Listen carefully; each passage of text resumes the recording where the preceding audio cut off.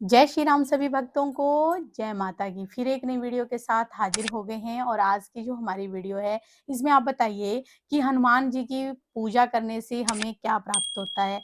आपके मन में भी अगर ये सवाल है तो आज की वीडियो आपके लिए भी होने वाली है। हमारे साथ अंत तक बने रहना, तभी आपको सारी वीडियो समझ में आती है। अगर वीडियो अच्छी लगती है तो लाइक करें, शेयर करें, कमेंट करें और अगर चैनल पे पहली बार ही देख रहे हैं तो चैनल को भी ज़रूर सब्सक्राइब करें। साथ में बेल आइकन है उसको प्रेस करें ताकि आने वाली हर एक वीडियो की नोटिफिकेशन सबसे पहले ही आपके फ़ोन में पहुँच जाए। चलिए शुरू करते हैं आज की वीडियो। जय श्री राम। जय सिया राम, जय श्री बालाजी महाराज। और मेरी माता और बालाजी महाराज की सदैव कृपा आपके परिवार पर बनी रहे। कहते हैं कि नासे रोग हरे सब पीरा, जपत निरंतर हनुमत हनुमत वीरा। संकट ते हनुमान छुड़ावे, मन कर्म वचन ध्यान जो लावे। हनुमान जी की पूजा करने से क्या आपको नहीं प्राप्त होता, ये सोचो, और क्या प्राप्त हो सकता है। मात्र एक देव की ऐसी पूजा करने से आपको समस्त शक्तियां प्राप्त होती है, समस्त कृपा प्राप्त होती है। अब आपके मन में यह संदेह हो जाएगा कि अगर हम हनुमान जी की पूजा करें तो माँ लक्ष्मी से तो धन की प्राप्ति होती है, विष्णु से हमें अन्न की प्राप्ति होती है, और शंकर भगवान की पूजा भी हम करते हैं, अपने कुल देवी देवता की करते हैं। क्या अकेले मात्र हनुमान जी की पूजा से सब कुछ प्राप्त होता है? ये उस समय की बात है जब त्रेता युग में भगवान श्री राम सरयू नदी में अपने प्राणों की त्याग कर रहे थे और हनुमान जी पीछे पीछे जाने को आतुर हो रहे थे। तो उसी समय हनुमान जी को रोक दिया गया। हनुमान जी को कहा कि आप कहां चले? कहते कि प्रभु मैं तो आपके साथ ही रहूंगा, जहां आप जाओगे मैं भी आपके साथ हूं। तो प्रभु श्री राम कहते कि आपको अजर अमरता का वरदान प्राप्त है, और आप तो चले भी जाओगे तब भी आपकी मृत्यु नहीं होनी, तब भी आपका शरीर आप त्याग नहीं पाओगे। तो इस शरीर का तो इस्तेमाल जो है पता नहीं कहां कहां होगा, इस शरीर से कल्याण पता नहीं कहां कहां होगा, इस नाम से तो पता नहीं दुनिया कहां कहां तरेगी। तो कहते कि प्रभु ऐसा क्या होगा जो मुझे नहीं पता। तो प्रभु श्री राम ने एक ही बात बोली कि पुत्र, कलयुग तेरे नाम है, ये मेरा वरदान है, चारों युग में प्रताप तुम्हारा ही रहेगा। हनुमान जी एक ऐसे देव हैं जिससे हर देवी देवताओं का वरदान प्राप्त है। ऐसे कोई देवी देवता नहीं है जिनका उन्हें वरदान प्राप्त नहीं है। गोस्वामी तुलसीदास जी ने भी इसी बात पे ऊपर रिसर्च करी। उन्होंने जब देखा कि जो हनुमान जी है प्रभु श्री राम उनके इष्ट देव थे, क्या गोस्वामी तुलसीदास जी ये भी तो लिख सकते थे कि जो हनुमान राम जी की पूजा करेगा उन्हें समस्त सब सुख प्राप्त होगा।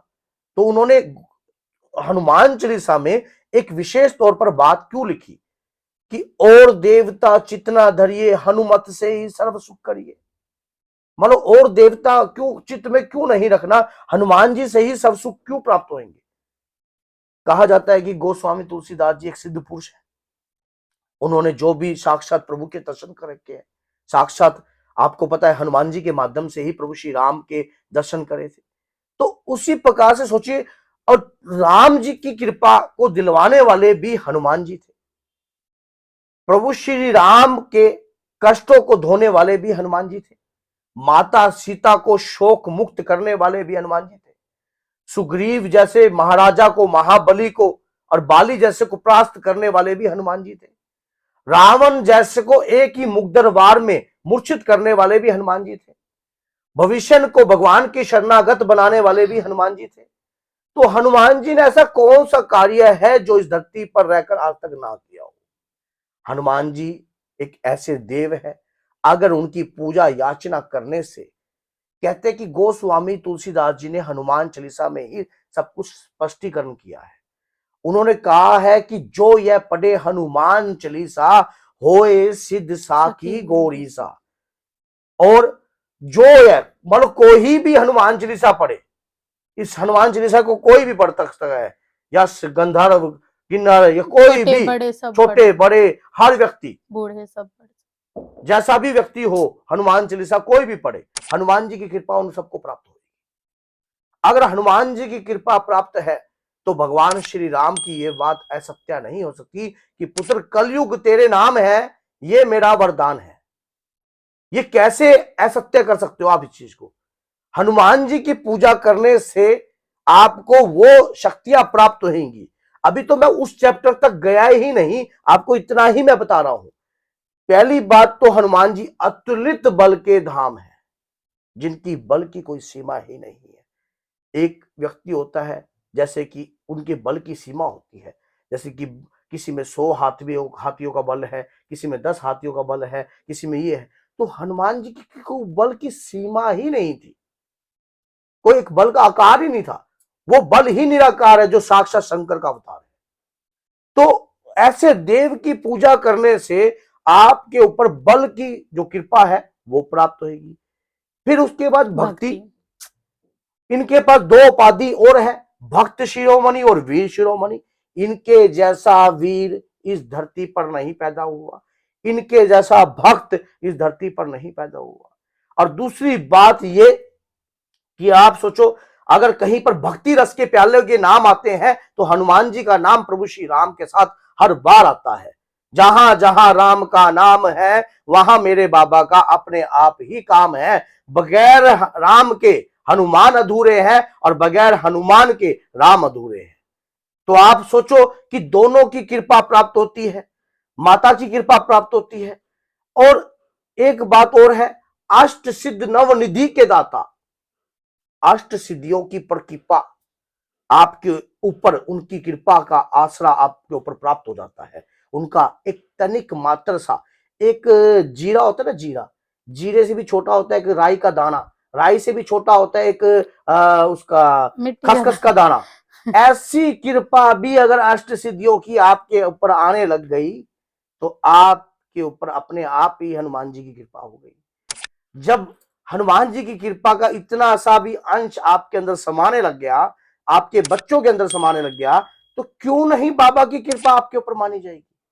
क्यों नहीं आपके बच्चों में वो तेज बढ़ेगा? क्यों नहीं आपके बच्चों में वो निखार आएगा?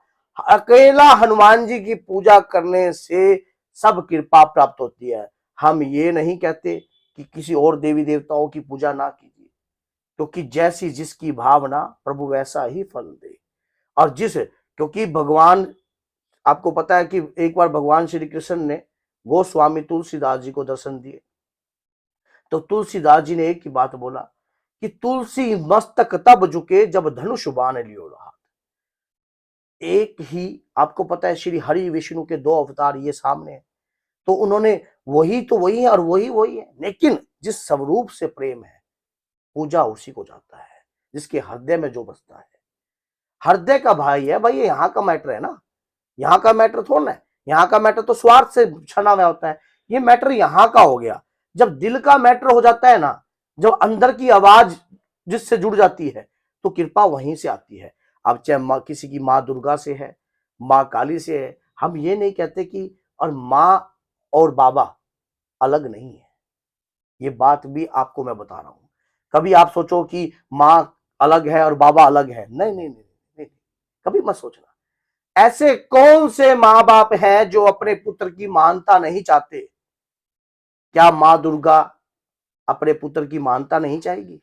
आप सोचो, आप क्या भगवान शंकर, आप सोचो जिन्होंने जन्म दिया, शंकर भगवान के 11वें रुद्र अवतार हनुमान जी महाराज है। तो शिव की ही पूजा आप कर रहे हो। रूप अनेक है, पूजे शिव भी जाते हैं, लेकिन अलग नहीं है, भिन्न नहीं कर सकते आप इनको, अलग अलग नहीं कर सकते। मां और बाबा एक ही है, अलग नहीं है, क्योंकि उनके पुत्र हैं वो। और आप सोचो कि सबसे पहले मां दुर्गा के आगे आपको एक ही सबसे बड़ी शक्ति मिलेगी, मां कालका के आगे, मां दुर्गा के आगे, जितनी भी संसार में शक्ति है उस शक्ति रूपेण के आगे शक्तिपीठ के। एक ही देव सबसे आगे मिलते हैं। कौन से? बजरंगबली और पीछे भैरव बाबा। तो महादेव शिव की है दोनों संतान, एक बलि भैरव और दूजे हनुमान। तो इसलिए आप हनुमान जी की पूजा कीजिए, अपने बच्चों से करवाइए, हनुमान चालीसा पढ़ाइए, और देखिए कैसे बुद्धि विवेक आपके बच्चों का एकदम तीव्रता हो जाता है, एकदम ऐसे विवेक उत्पन्न होगा अपने आप। लेकिन समय लगता है किसी भी चीज को प्राप्त करने के लिए, एक ही दिन में कोई सिद्ध नहीं बन सकता। अगर वो चाहे तो सब कुछ हो सकता है।